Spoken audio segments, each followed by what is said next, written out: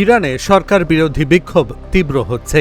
এরই মধ্যে ৫ শতাধিকের বেশি বিক্ষোভকারী নিহত এবং হাজার হাজার আটকের খবর পাওয়া গেছে। যদিও ইরান জুড়ে ইন্টারনেট বন্ধ রয়েছে। এই পরিস্থিতিতে মার্কিন প্রেসিডেন্ট ডোনাল্ড ট্রাম্প কঠোর হুঁশিয়ারি উচ্চারণ করেছেন।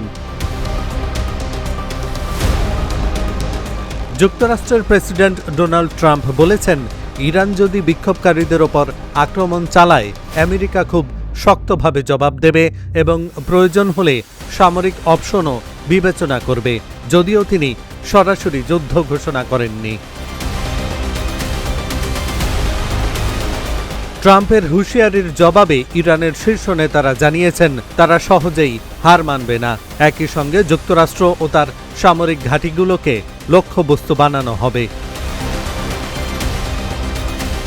কয়েক সপ্তাহ ধরে ইরানে সরকার বিরোধী বিক্ষোভ চলেছে, মূলত অর্থনৈতিক অব্যবস্থাপনা ও রাজনৈতিক অস্থিরতার কারণে।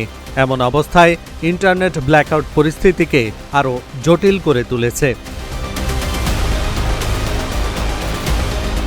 বিশেষজ্ঞরা বলছেন, পরিস্থিতি দ্রুত অবনতির দিকে যাচ্ছে।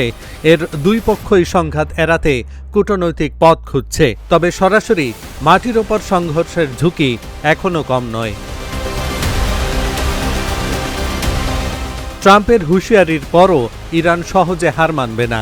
এমন পরিস্থিতি আন্তর্জাতিক রাজনীতিতে নতুন করে উত্তেজনা তৈরি হয়েছে। বিশ্ব সম্প্রদায় গভীর উদ্বেগের সঙ্গে এখন তেহরান ও ওয়াশিংটনের প্রতিটি পদক্ষেপের ওপরেই নজর রাখছে। এহসানুল হক, ঢাকা জার্নাল।